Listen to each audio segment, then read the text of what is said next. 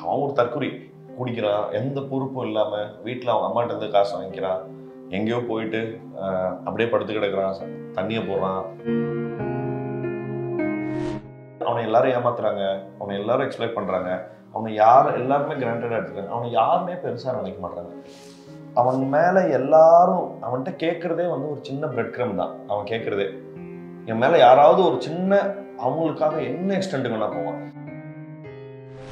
கடைசியாக என்னை காப்பாற்றுற ஒரு முயற்சி எடுப்பார் இல்லையா, அது இப்போ வரைக்குமே அவர் தொடர்ந்து பண்ணிட்டு தான் இருக்காரு. அந்த படத்தில் எனக்கும் சேதுனாக்கு இருக்கிற ட்ராக் வந்து அப்படியே எங்கள் லைஃபுக்கு உண்டான இதுவாகவே மாறிடுச்சு.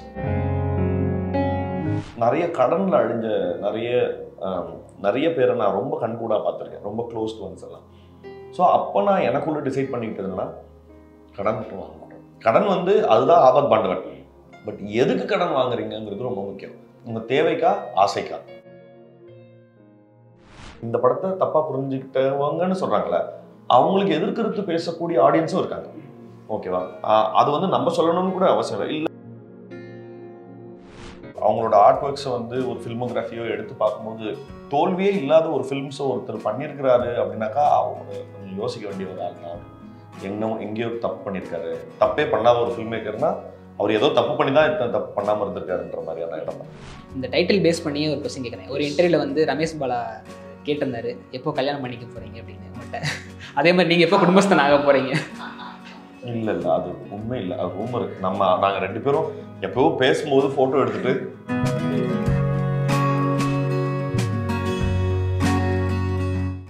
வாவ் தமிழா வியூவர்ஸ்க்கு வணக்கம். இந்த இன்ட்ராக்ஷன் யார் கூட இருக்க போகுது அப்படின்னா, குடும்பஸ்தன் படத்தோட டீம் நம்ம கூட ஜாயின் பண்ணியிருக்காங்க. ஸோ அவங்களோட தான் இந்த இன்ட்ராக்ஷன் இருக்க போகுது. வணக்கம். வணக்கம். வணக்கம். எப்படி இருக்கீங்க? நல்லா இருக்கும். உங்களோட ஸ்கிரிப்ட் செலெக்ஷனாக இருக்கட்டும் சரி, நீங்கள் ஹீரோ நடிக்கக்கூடிய படங்களாக இருக்கட்டும் சரி, காமன் ஆடியன்ஸுக்கு ரொம்பவே கனெக்ட் ஆகி அவங்களோட ரிஃப்ளெக்ஷனாக தான் உங்களை பார்க்குறாங்க. ஸோ அதை பற்றி சொல்ல முடியுமா? ஜென்ரலாக நம்ம ஆடியன்ஸ்கிட்ட இருந்து ரொம்ப நம்மளும் ஒரு ஆடியன்ஸ்கிட்ட இருந்தால மக்களுக்கு ரொம்ப நெருக்கமாக இருக்கிற சின்ன சின்ன பிரச்சனைகளில் வந்து ஒரு திரைப்படமாக எடுத்து சொல்கிறதுக்கு அந்த மாதிரியான திரைப்படங்கள் நிறைய லாங்குவேஜஸ்லேயும் வந்திருக்கு, தமிழ்லையும் இதுக்கு முன்னாடி வந்திருக்கு. எனக்கு வந்து அப்படியான ஒரு ஆப்பர்ச்சுனிட்டி கிடைச்சதுல எனக்கு வந்து பெரிய சந்தோஷம். நான் ரொம்ப பிளெஸ்டாக தான் பார்க்குறேன். ஸோ இந்த ட்ரெய்லர் பார்க்குறப்ப பயங்கர ஒரு ஃபன்னான ஒரு ட்ரெய்லராக தெரிஞ்சிச்சு. ஆனால் இன்டர்வியூஸ்லாம் பார்க்குறப்ப இது பயங்கர ஒரு எமோஷனலான ஒரு படம்னு சொன்னீங்க. ஸோ ட்ரெய்லர் வந்து பர்டிகுலராக அந்த மாதிரி தான் கட் பண்ணணும்னு நீங்கள் பண்ணதா? வெறும் எமோஷன் மட்டும் கிடையாது, படம் ரொம்ப ஃபன் ஃபில்ம் தான், ரொம்ப சந்தோஷமாக. பட் முகம் சுளிக்காத ஒரு ஹியூமரை மேக்ஸிமம், ஐயோ என்னடா இது அப்படின்ற மாதிரியான அப்சர்ட் ஹியூமர் இல்லாமல் என்டையராக ஒரு முழு குடும்பம், அது சின்ன குழந்தையிலேருந்து பெரியவங்க வரைக்கும் எல்லாரும் ஒன்றா உட்காந்து செம்ம ஹாப்பியாக இருந்தது. முன்னாடிலாம் ஒரு தியேட்டருக்கு ஃபேமிலியாக போயிட்டு வர்றதுங்கிறது ஒரு மெமரி. அண்ட் அந்த படத்தை பார்த்தோம் எப்படின்னா டெலிவிஷனில் போடும்போது அந்த ஃபேமிலி சொல்லுவாங்க, இந்த படம் ஞாபகம் இருக்கா, அந்த தியேட்டரில் எல்லாம் போகணும். அப்படியான சினிமா வந்து ஒரு மெமரியாக கன்வெர்ட் ஆகி கொஞ்சம் நாள் ஆச்சுன்னு நான் நினைக்கிறேன். எல்லாம் ஃபுல் ஃபேமிலியும் போயிட்டு வர்ற மாதிரியான ஃபேமிலியாக போயிட்டு வர்ற மாதிரியான ஒரு சினிமாக்கள் வந்து கொஞ்சம் டைம் ஆகுதுன்னு நினைக்கிறேன். ஸோ அப்படி இந்த படத்தில் எல்லாரும் சிரிக்கிற மாதிரியான சீக்வன்சஸ் எவ்வளோ இருக்கோ அதே மாதிரி இந்த ஃபேமிலி கோ த்ரூ பண்ணுற நிறைய கஷ்டங்களை அதுவும் இதுக்குள்ளே உள்ளடக்கியிருக்கு. ஸோ உங்களுக்கு இதுதான் ஃபஸ்ட்டு தமிழ் மூவி. ஸோ இந்த ஆப்பர்ச்சுனிட்டி எப்படி ஃபஸ்ட்டு அமைஞ்சது? இது லாஸ்ட் இயர் 2024ல் என்னோட படம் பிட்ட கதலு, தெலுங்கு ஆந்தாலஜி, அது பார்த்துட்டு ஸோ டைரக்டர் சால் எனக்கு கால் பண்ணாங்க. என்னன்னா we watched your work ma'am, so we have a film with Manikandan sir, Nakkalites team is doing it அந்த மாதிரி சொன்னாங்க. அதுக்கப்புறம் I went for a look test audition பண்ணி கோயம்புத்தூரில். That's how I got into the film. Coimbatore slang பேசுறது எவ்வளோ கஷ்டமாக இருந்துச்சு? நீங்கள் தமிழ் கற்றுக்கிட்டுனே சொன்னீங்க. ஸோ அதில் கோயம்புத்தூர் ஸ்லாங்கில் வந்து ஒரு படம் பண்ண போகிறீங்க அப்படின்றப்ப எவ்வளோ கஷ்டமாக இருந்தது? டு பி ஆனஸ்ட் சார், எனக்கு டிஃப்ரென்ஸ் தெரியாது சார், இப்போ கூட தெரியாது. அதனால ஃபர்ஸ்ட் இன்ட்ரோடக்ஷன் தான் கோயம்புத்தூர் ஸ்லாங், அதனால டிஃப்ரென்ஸ் சுத்தமாக தெரியாது. ஆனால் இப்போ கொஞ்சம் அப்சர்வ் பண்ணி இப்போ கற்றுக்கிட்டு இருக்கேன்.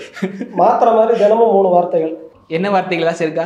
நேத்து வாய்ப்பு, வாய்ப்பு, பொறுப்பு, பொறுமை. நேத்து 3 வார்த்தைகள். அது இன்னைக்கு நீ இப்போ ஸ்டார்ட் பண்ணி லாஸ்ட் ஒரு 1 இயரா தமிழ் கத்துக்கிட்டு இருந்தேன் சொன்னீங்க. 1 இயர்ல மேபி 3 months அந்த மாதிரி.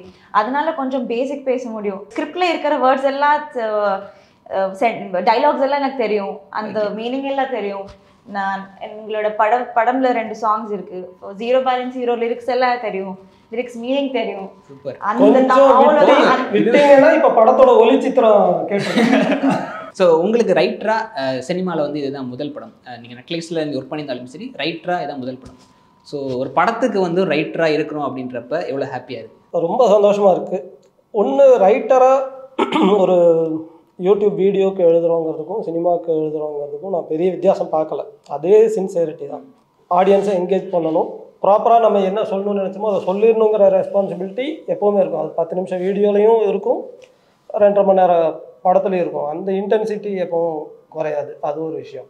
ஆனால் புறத்தில் இண்டஸ்ட்ரிக்குள்ளே அந்த வேறுபாடு பார்க்குறவங்க இருக்காங்க.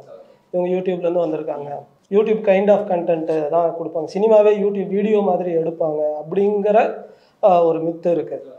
யூடியூப்பில் எல்லாருமே ஒரே மாதிரி கிடையாது, எல்லோரும் ஒரே மாதிரி ஒர்க் பண்ணுறதில்ல, ஒரே மாதிரியான கண்டென்ட்டும் பண்ணுறதில்ல. இந்த படத்தில் நடந்தது என்னன்னா, what I am very happy about is Manikandan sir மாதிரியோ, சான்வியாக இருக்கட்டும், குரு சார், பாலாஜி சக்திவேல் சார், இப்படி எல்லாருமே, சுந்தரராஜன் சார், யாருமே அப்படி பார்க்கல. எல்லாருமே அந்த ரைட்டிங்கை ரொம்ப ரெஸ்பெக்ட் பண்ணி ஒரு மீனிங்ஃபுல்லான ஸ்டோரி இது ஒரு படமாக வரணுங்கிறதுல ரொம்ப அதை ரெக்கக்னைஸ் பண்ணி அவங்க பார்ட்டிசிபேட் பண்ணது. மீ அண்ட் ராஜேஷ் எங்கள் director, we feel very honored by this nice gentleman. ஐயோ, ஆக்சுவலி இந்த வாய்ப்பு கிடைச்சிச்சு எனக்கு ரொம்ப. அது இன்னும் 10x blessing தான் சார். ஓகே, எனக்கு மட்டும். குடும்பஸ்தன் ட்ரெய்லர் பார்க்குறப்போ வந்து நிறைய யங்ஸ்டர்ஸ் வந்து இந்த லோனில் போய் ட்ராப்பில் போய் மாட்டிக்கிறாங்க. ஸோ அந்த மாதிரி நிறைய பிரச்சனைகள்லாம் இருக்குது. ஸோ நீங்கள் இந்த மாதிரி ஏதாச்சும் கோத்ரூ பண்ணியிருக்கீங்களா? இந்த மாதிரி ப்ராப்ளமில் மாட்டி கோத்ரூ பண்ணியிருக்கீங்களா? நான் இல்லை, எங்கள் வீட்டில் ஒரு எங்கள் எக்ஸ்டெண்டட் ஃபேமிலி நிறைய கடனில் அழிஞ்ச நிறைய பேரை நான் ரொம்ப கண்கூடாக பார்த்துருக்கேன், ரொம்ப க்ளோஸ் ஒன்ஸ் எல்லாம். ஸோ அப்போ நான் எனக்குள்ளே டிசைட் பண்ணிக்கிட்டு இருந்தேன்னா கடன் மட்டும் வாங்கக்கூடாது. இது அவங்க படத்தில் வர ரொம்ப முக்கியமான டைலாக், அதனால இப்போ பார்த்தேன். ஸோ கடன் முடிஞ்ச அளவுக்கு கடன் இல்லாமல் இருக்கணுங்கிறது. ஸோ இப்போ சார் சொன்ன மாதிரி தான், தேவையின் அடிப்படையில் கடன் வாங்குறது வந்து ஒரு ரொம்ப இன்னோவேட்டபுளாக, அதுவும் பெரிய கேஷ் ஃப்ளோ இல்லாத ஒரு மிடில் கிளாஸ் எக்கனாமிக்கு வந்து கடன் வந்து அதுதான் ஆபத் பாண்டவன். பட் எதுக்கு கடன் வாங்குறீங்கிறது ரொம்ப முக்கியம், உங்கள் தேவைக்கா ஆசைக்கா அப்படிங்கிறது தான் ரொம்ப முக்கியம். ஸோ உங்களோட மணி ஹேண்ட்லிங், அதாவது நீங்கள் சினிமா வாய்ப்பு தேடி வரப்போ நிறைய ஒரு பிரச்சனைகள்லாம் மணி பேஸ் பண்ணியிருக்கோம். ஸோ அதெல்லாம் எப்படி ஹேண்டில் பண்ணீங்க? ஃப்ரெண்ட்ஸு ஃபேமிலியுமே எனக்கு சப்போர்ட். பட் பொதுவாக எல்லாரும் என்ன பண்ணுவாங்கன்னா, சினிமாவில் வரணுன்னா ஒரு பார்ட் டைம் ஜாப் பண்ணுவாங்க, பண்ணிவிட்டு சினிமாவில் வாய்ப்பு தேடுவாங்க. நான் அந்த பார்ட் டைம் ஜாபையும் சினிமாலேயே பண்ணிட்டு இருந்தேன். நான் டப்பிங் பேசிகிட்டு இருந்தேன், போஸ்ட் ப்ரொடக்ஷன் பார்த்துட்டு இருந்தேன், ரைட்டிங்க்கு போவேன். ஸோ பார்ட் டைம் ஜாபையும் சினிமாலேயே பண்ணிடலாம், எதுக்கு அங்கே ஒன்றுன்னு சொல்லி. சார், இப்போது நாங்கள் உங்களோட ஆக்டிங்கில் வந்து சேத்துமான் வந்து எங்களுக்கு ரொம்பவே ஃபேவரட்டான ஒன்று. அது இப்போ வரைக்குமே இன்ஸ்டாவில் வந்து வைரல் ஆகிட்டு தான் இருக்குது. ஸோ அந்த கேரக்டர் எப்படி உங்களுக்கு கிடச்சிது? ஸோ அதில் நீங்கள் எப்படி லேர்ன் பண்ணிக்கிட்டீங்க? நான் அதுக்கு எதுவுமே பண்ணல. தமிழ் சார் டைரக்டர் அவர் தான் சந்தித்தார். வினோத் சார் வழியாக எங்கள் ப்ரொடியூசர் இருக்கார் இல்லையா, அவர் தான் என்னை தமிழ் சாருக்கு இன்ட்ரோ பண்ணியிருக்காரு. தமிழ் சார் பார்த்துட்டு சில வீடியோ பார்த்துட்டு அந்த கேரக்டருக்கு நான் சரியாக இருப்பேன்னு நினச்சதுனால ஒரு நாள் எங்கள் வீட்டுக்கே வந்தாங்க. எனக்கு அது ரொம்ப பெரிய சர்ப்ரைஸ் தான். வினோத் சார் இன்ட்ரோ பண்ணுறாரு, இவர் ஒரு டைரக்டர், அவர் படத்தில் உங்களை கேஸ்ட் பண்ண வந்திருக்காரு, வீடு தேடி வந்து வாய்ப்பு கொடுக்குற புது இந்த ட்ரெண்டு வந்து அப்படிங்கிறது தமிழ் சினிமாவில் தொடங்கிடுச்சா அப்படிங்கிற மாதிரி இருந்தது எனக்கு. அதுவும் கோயம்புத்தூரில் இருக்கேன் நான். அன்னைக்கு பயங்கர சேலஞ்ச், ஏன்னா ஒரு சர்ப்ரைஸ் ஷாக் எல்லாமே கலந்து ஒரு மாதிரி. நான் இந்த வாஷிங்டன் வெற்றிவேல் மாதிரி அப்படின்னு இருக்கும்போது 2 பக்கத்துக்கு டைலாக், அந்த இடத்துல தான் அவர் எவ்வளோ அன்காம்ப்ரமைசிங் டைரக்டர்னு எனக்கு தெரிஞ்சது. 2 பக்கம் 10 நிமிஷம் கொடுத்துட்டாரு, மனப்பாடம் பண்ணி சொல்லு அப்படின்னு. ஏன் வீட்டுக்குள்ளேயே நான் போன குட்டி மாதிரி எதுக்கு அதுக்கும் படிச்சுக்கிட்டு அப்படி சொன்ன ஷேக்ஸ்பியர் டோல்டு அப்படிங்கிற மாதிரி நான் எதுக்கு அதுக்கும் படிச்சுட்டு சுற்றிட்டு இருக்கேன். முடிச்சுட்டோன்னே வேட்டி சட்டை போட்டுவாங்க அப்படின்னு சொல்லிட்டு முடிஞ்ச அளவுக்கு ஒரு சின்ன ப்ராக்டிஸ் எனக்கு இருந்தது. நக்கலைட்ஸில் ஆல்ரெடி நம்ம இந்த தமிழ்வாதியார் கேரக்டர் மாதிரிலாம் பேசுறது சின்ன வயசுலேருந்தே செய்யுள் மனப்பாடம் பண்ணுறது எனக்கு ஒரு பழக்கம் இருந்துச்சு. அது இருந்ததுனால தான் இன்றைக்கி கொஞ்சம் தப்பிச்சுக்கிட்டு இருக்கேன் தமிழ் சினிமாவில். ஓரளவுக்கு மேனேஜ் பண்ணிட்டேன். செலக்ட் பண்ணார், அந்த படத்துக்கு போனேன். முதல் படம் எனக்கு அந்த படம் பண்ணதுங்கிறது ஒரு ஒரு பெரிய ஒரு நல்ல வாய்ப்புன்னு நான் சொல்லுவேன். ஏன்னா எல்லாமே ரொம்ப நீளமான காட்சிகள், நீங்கள் எங்கேயுமே இடையில கட்டே கிடையாது. அப்போது நீங்கள் தொடர்ந்து நீங்கள் சும்மா இருந்தாலும் அது ஆக்டிங் தான். முடிஞ்சது நம்ம ஓரமாக தானே நிற்கிறோம், இல்லை அந்த அப்படியெல்லாம் எதுவுமே நீங்கள் பண்ண முடியாது. You have to move, you have to react, you have to speak, எல்லாமே இருந்தது. இது ஒரு முதல் படத்துலேயே ஒருத்தனுக்கு இப்படி ஒரு வாய்ப்பு கிடைக்கிறது இருக்குல்ல, அட்டகாசமான ஒரு ட்ரைனிங். அது கிடைச்சதுக்கப்புறம் எனக்கு மற்ற படங்கள்லாம் ரொம்ப ஈஸியாக அதை எடுத்துக்கிறதுக்கு ரொம்ப வசதியாக இருந்தது. காதலும் கடந்து போகும்ல வந்து சேது அண்ணாவுக்கும் உங்களுக்கும் ஒரு இன்ட்ரோ ஷாட் ஒன்று இருக்கும். அந்த உட்காந்து பேசிகிட்டு இருக்கப்ப யார் அதில் படித்த பையன் அப்படின்னு கேட்கக்கூடிய ஒரு ஷாட் இருக்கும். சரி, நீங்கள் டக்குன்னு டிஸ்கவரி சேனல்ல எப்படி சொல்கிறப்ப சேது அண்ணாங்களை ஒரு டைம் பார்ப்பாரு. ஸோ அந்த கேரக்டர் வந்து அப்போ தான் வந்து உங்களுக்கு ஃபஸ்ட்டு நீங்களும் சேது அண்ணாவை நீங்கள் மீட் பண்ணக்கூடிய சீக்வன்ஸாக இருக்கும். ஃபஸ்ட்டு டைம் வந்து சேது அண்ணாவுக்கு நான் இன்ட்ரோ ஆகிறேன் அப்படின்ற ஒரு சீக்வன்ஸ் எடுக்கிறப்ப உங்களுக்கு எப்படி இருந்தது? அதுக்கு முன்னாடியே சேதுனாவை 2 நாளைக்கு முன்னாடியே வந்து மாண்டேஜஸில் தான் ஃபஸ்ட்டு ஷூட் பண்ணாங்க.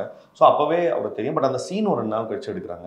அந்த படத்தில் எப்படி ஒரு ஸ்ட்ரேஞ்சரை கூப்பிட்டீங்களா, என்ன படிச்சிருக்க நீ அப்படின்னு சொல்லி கேட்டு ஒருத்தனை டோட்டலாக வந்து சரி வா உட்காரு, என்ன மற்ற எல்லாரோடவும் அந்த குரூப்பில் நிறைய அடியாட்கள் இருப்பாங்க, என்னை மட்டும் கூப்பிட்டு பக்கத்தில் குறைச்சி ஏன்டா அப்படி நீ இது பண்ணலாம்டா, 10th அட்டெம்ப்ட் எழுத வேண்டியதுனடா அப்படின்னு சொல்லி கேட்டே இருப்பார் அந்த படம். கிட்டத்தட்ட எங்களோட ஜர்னி அவர் என்ன இப்போ வரைக்குமே அவர் என்ன அப்படி பார்த்துக்கிறதுமே அப்படிதான். கடைசியில் ரொம்ப என்ன சொல்றது, கடைசியாக என்னை காப்பாற்றுற ஒரு முயற்சி எடுப்பார் இல்லையா, அது இப்போ வரைக்குமே அவர் தொடர்ந்து பண்ணிட்டு தான் இருக்கார். ஸோ அந்த படத்தில் எனக்கும் சேதுனாக்கு இருக்கிற ட்ராக் வந்து அப்படியே எங்கள் லைஃபுக்கு உண்டான இதுவாகவே மாறிடுச்சு. சேது அண்ணா வந்து எப்படி யாழினி நல்லா இருக்குன்னு நினைப்பாங்களோ அதே மாதிரி தான் நீங்களும் நல்லா இருக்கணும் அப்படின்னு நினைக்கக்கூடிய ஒரு ட்ராக். ஸோ இந்த 2 ட்ராக்கும் கனெக்ஷன் ஆகக்கூடியதை பற்றி உங்களோட ஒப்பீனியன் எப்படி இருக்கு? அந்த கதிரவன்றவனுடைய மனசு இருக்குல்ல, அது வந்து பெருசாக எனக்கு அந்த கேரக்டரை எனக்கு ஏன் ரொம்ப பிடிக்கும்னா, அவனுக்கு பெருசாக வாழ்க்கையில் மோட்டிவேஷனே கிடையாது. இருந்தது அவனை எல்லாரும் ஏமாத்துறாங்க, அவனை எல்லாரும் எக்ஸ்ப்ளைட் பண்ணுறாங்க, அவனை எல்லாருமே கிராண்டடாக எடுத்துக்கிறாங்க, அவனை யாருமே பெருசாக நினைக்க மாட்டாங்க. அவன் மேலே எல்லாரும் அவன்கிட்ட கேட்குறதே வந்து ஒரு சின்ன பிரெட் கிரம் தான். அவன் கேட்குறதே என் மேலே யாராவது ஒரு சின்ன அவங்களுக்காக என்ன எக்ஸ்டெண்ட் வேணா போவான். அந்த பக்கத்து வீட்டில் இருந்த பொண்ணு அவனுக்கு பெருசாக எதுவுமே பண்ணிடலையே, பட் ஏதோ ஒரு சின்ன கரிசனம் தான் அந்த பொண்ணு, இப்படி ஒருத்தன் இருக்கானேன்னு சொல்லி அட்லீஸ்ட் அவளை மதித்து பேசினாங்கிறது தான் ஐடியா. பட் அதுலேருந்து அந்த பொண்ணுக்கு எவ்வளோ எக்ஸ்ட்ரீம் போகிறான்னா உயிர் கொடுக்குற அளவுக்கு. அதே மாதிரி தான் இந்த பையன், அவன் வந்து ஏதோ ஒரு இன்னசென்ஸ் அந்த பையன்கிட்ட பார்த்துருக்கான். இவனோட பாஸ்ட் வெர்ஷனை, நானும் இப்படி தான் வந்தேன், என்னை இப்படி ஒரு கூட்டம் வந்து என்னை இப்படி மோசமாக மாற்றிருச்சு, என் வாழ்க்கை என்கிட்ட வந்து பறிச்சிருச்சு, இப்போ இவன் அடுத்ததும் ரெடியாக என்ன வயசாகிடுச்சுனாலும் என்ன ஒதுக்குறாங்க, அடுத்து இன்னொருத்தனை சேர்க்குறாங்கன்றது புரிஞ்சுது. ஸோ அதனால தான் நீ வேணா போடாங்க. ஸோ அந்த கதிரவனுடைய மனசு இருக்குல்ல, அவன் வந்து ரொம்ப பெருசாக எனக்கு எது கொடுங்கலாம் கேட்கல. இந்த லைஃப் எப்படி பர்பஸ்ஃபுல்லாக ஆக்குறதுனா, அட்லீஸ்ட் இந்த 2 பேருக்கு ஏதாவது நல்லது பண்ணுறனால நான் பிறந்து வளர்ந்துக்கு ஏதாவது ஒரு புண்ணியம், அதான் ஒரு பர்பஸ் இருக்கும் அப்படிங்கிறதுக்காக தேடுற ஒருத்தனுடைய கேரக்டர் தான் பார்க்குறேன். லவர் படம் வந்து நல்ல ரெஸ்பான்ஸ் இருந்துச்சு. ஸோ அதில் இன்ஸ்டாவில் வந்து ஆஃப்டர் ரிலீஸ்க்கு அப்புறம் ஓடிடிக்கு அப்புறம் அந்த பையனோட கேரக்டர் வந்து க்ளோரிஃபை பண்ணி அந்த பொண்ணை ப்ளேம் பண்ணி சொன்னதாகவும், ஸோ அதை செலிப்ரேட் பண்ணாங்க. ஸோ ஒரு டேரக்டர் சாருமே வந்து ஒரு இன்டர்வியூ சொல்லியிருந்தாரு, அது ரொம்ப எனக்கு கஷ்டமாக இருந்துச்சுன்னு. ஸோ இந்த ஒப்பீனியன் வந்து ஆமாம், எனக்கும் கஷ்டமாக தான். பிகாஸ் எங்கள் இன்டென்ஷன் அது கிடையாது. அவனை முடிஞ்ச அளவுக்கு நாங்கள் என்ன நினச்சோன்னா, அவன் ஒரு தற்குறி, குடிக்கிறான், எந்த பொறுப்பும் இல்லாமல் வீட்டில் அவங்க அம்மாட்ட இருந்து காசு வாங்கிக்கிறான், எங்கேயோ போயிட்டு அப்படியே படுத்து கிடக்கிறான், தண்ணியை போடுறான், ஸ்மோக் பண்ணுறான், என்ன சொல்கிறது, ட்ரக்ஸ் எடுத்துக்கிறான், அதெல்லாத்தையும் இருந்துட்டு அப்படி இருக்கிறவன் கூட முக்கியமாக ஒரு ரிலேஷன்ஷிப்போட ஃபெயிலியர் வந்து அவனை அவ்வளோ க்ரம்பிள் பண்ணியும் கூட அவன் பாதையில் ஒருவேளை உன்னை நீ உணர்ந்துட்டனா, நான் இவ்வளோ மோசமானவன்றது உனக்கு தெரிஞ்சுட்டா நீ அட்லீஸ்ட் லைஃப்பில் மேலே வந்துடலாம் அப்படிங்கிறதுக்காக பண்ணப்பட்டதா. பட் அது மிஸ்கம்யூனிகேஷன் ஆனது எங்களோட பிரச்சனை தான். நாங்கள் சரியாக சொல்லலை, நாங்கள் ரொம்ப காஷியஸாக இருந்தோம், அது அப்படி ஆயிடக்கூடாதுன்னு. பட் அப்படி இருந்துமே ஆனதில் வந்து நாங்கள் ஏதோ சரியாக வேலை செய்யலை அப்படிங்கிறது தான். பட் இதுலேருந்து தானே கற்றுக்க முடியும். ஆடியன்ஸுக்குமே வந்து இப்போ வரக்கூடிய படங்கள், ஃபார் எக்ஸாம்பிள் மாமன்னா இருக்கட்டும் சரி, இந்த மாதிரி நிறைய படங்கள் சரி, ஆடியன்ஸ் வந்து தப்பாக அதை புரிஞ்சுக்கிட்டு அதை செலிப்ரேட் பண்ணுறாங்களோ அப்படின்னு ஒரு பாயிண்ட் இருக்குல்ல. நம்ம எந்த ஒரு படம் எடுத்தாலும் நம்ம எடுத்தது மாதிரியே தான் பர்சீவ் பண்ணணும், அவங்களும் வந்து புரிஞ்சுக்கணும் அப்படின்னு நினைக்கிறது ஒரு மோசமான ஒரு வன்முறை நினைக்கிறேன். ஒரு டிஸ்கஷனை கிரியேட் பண்ணலாம். இப்போ ஃபார் எக்ஸாம்பிள் இந்த படத்தை தப்பாக புரிஞ்சுக்கிட்டவங்கன்னு சொல்கிறாங்களே, அவங்களுக்கு எதிர்கருத்து பேசக்கூடிய ஆடியன்ஸும் இருக்காங்க. ஓகேவா, அது வந்து நம்ம சொல்லணும்னு கூட அவசியம் இல்லை, அதோட இன்டென்ஷன் அது இல்லைன்னு சொல்லி கமெண்ட்ஸ்லேயே வந்து அவங்க ஒரு டிஸ்கஷனை விவாதிச்சுக்கிட்ட நிறைய பேரும் இருக்காங்க.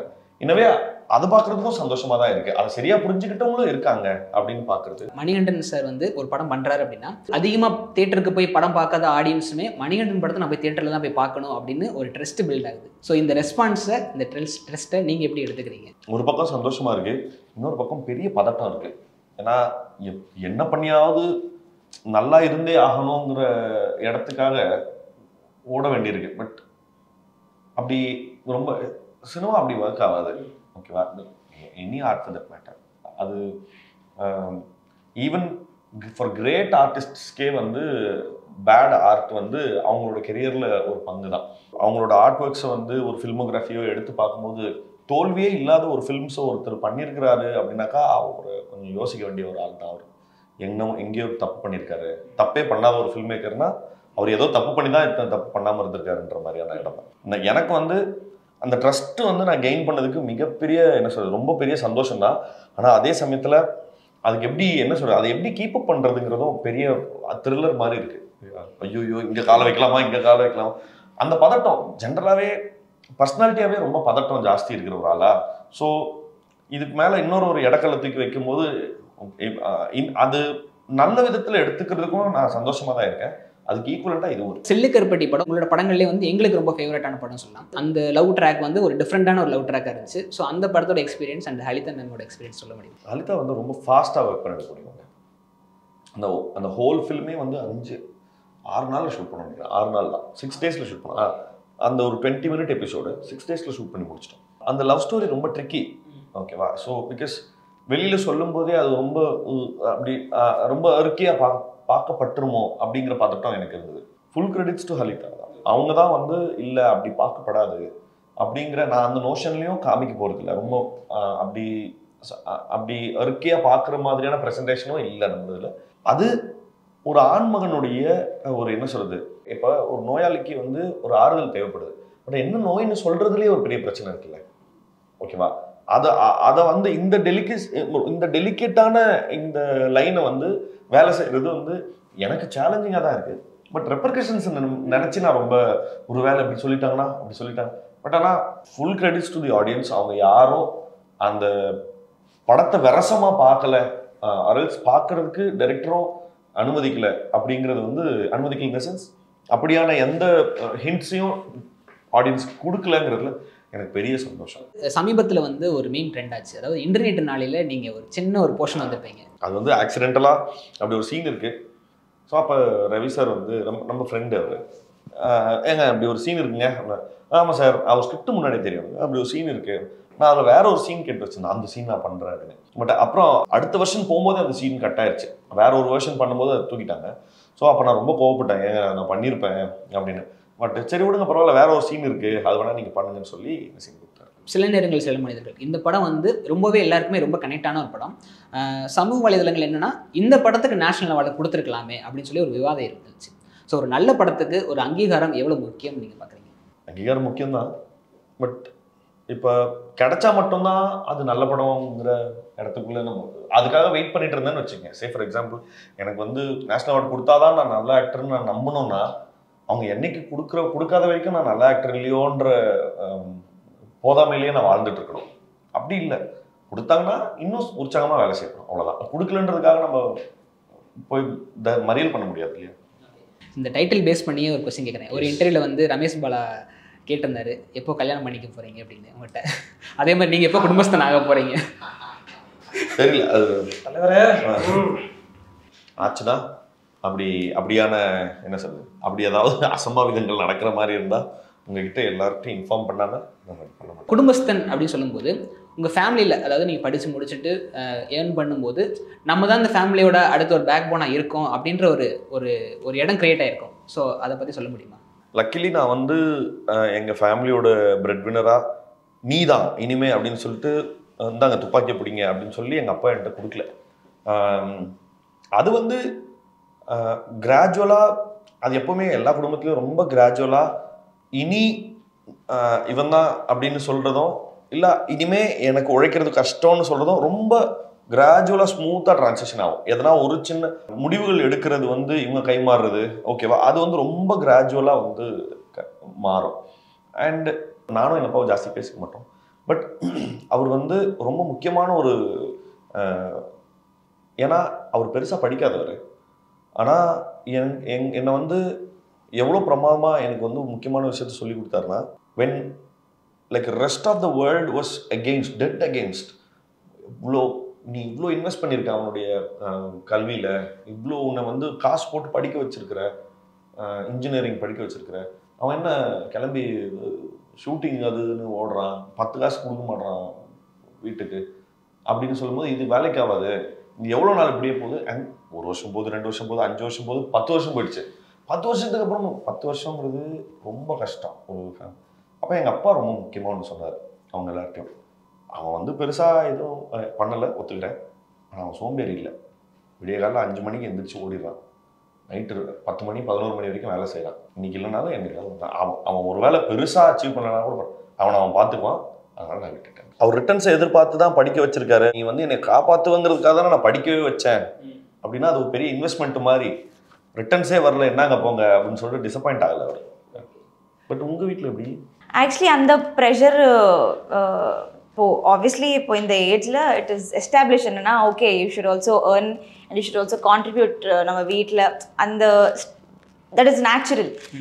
எனக்கு என்னோட அண்ணாக்கு கூட அந்த ப்ரெஷர் கொஞ்சம் கூட எப்போ பெட்டலது வைக்கல. கோவிட் டைமில் ஆப்வியஸ்லி நம்மளுக்கு நிறைய ப்ராப்ளம்ஸ் வந்துருச்சு. It was very difficult. என்னோட வீட்டில் மாம் ஹாஸ்பிட்டலில் அட்மிஷன் ஆகிட்டாங்க. அப்பா was very sick as well. அப்பா ஒரு ரூமில், அம்மா ஒரு ரூமில், அண்ணா ஒரு ரூமில், 3 bedrooms are occupied. I was on the sofa, atta innonru sofa, tata 94 years old. Then one more thing is we had to save him. He'll catch seekrama he'll catch it illa. We had to save him.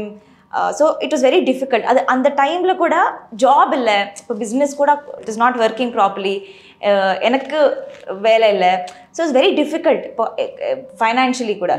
Ana and the time la we all stood together. ஏன்னா okay எவ்வளோ முடியுமோ அவ்வளோ நம்ம பண்ணலாம், together பண்ணலாம். So that kind of also made us very strong sir. என்னோட அப்பா he keeps saying this என்னன்னா, இந்த மிடில் கிளாஸ் ஃபேமிலியில் this is one thing which is not in other homes, that is love and togetherness. So many highs and lows will be there. ஆனால் ஒரு middle class family அதிகமாக இருக்குது. And that is one thing we brought up, we are being raised. This is what குடும்பஸ்தன் இந்த படம் வந்து எல்லா மக்களுக்குமே ரொம்பவே connect ஆகக்கூடிய ஒரு படமாக இருக்கும். ஸோ இந்த படத்தோட கேட்குறப்ப நான் இந்த மாதிரி ஒரு ரோல் பண்ணுறேன் அப்படின்னு நீங்கள் டிசைட் பண்ண ஒரு மொமெண்ட் இருக்குங்க இந்த கதையில் ஏதாச்சும் ஒரு இடம் சொல்ல முடியுமா?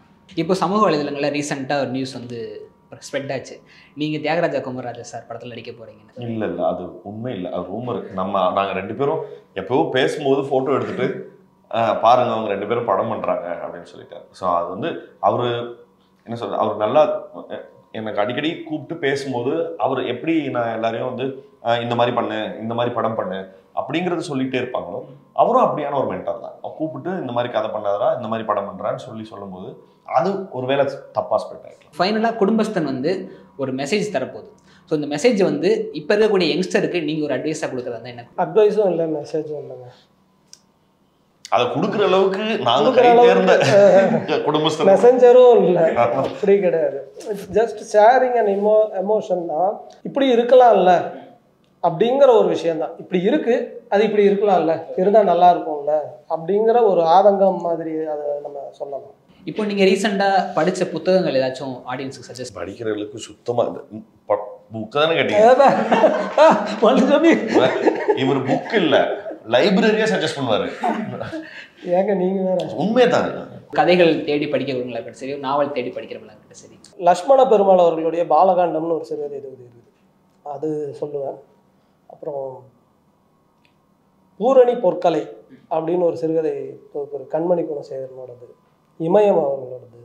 ஆனால் உங்களோட ஃபேவரட்டான புத்தகம் இது எல்லாருக்கும் சஜஸ்ட் பண்ணுவேன் அப்படின்னா ஏதாச்சும் ஃபேவரட்டானது இது வரைக்கும் நீங்கள் படிச்சதில்லை? When Breath Becomes Airன்னு சொல்லி இப்போ ரீசெண்டாக படித்தேன். அது வந்து வேற ஒரு ரீசனுக்காக படிக்க ஆரம்பிச்சது. பட் ஆனால் அது கொஞ்சம் இமோஷ்னலி அதில் நிறைய இன்சைட்ஸ் இருந்தது. ஸோ நான் அதை சொல்லுவேன். படம் வந்து வெற்றியடைய வாழ்த்துக்கள்.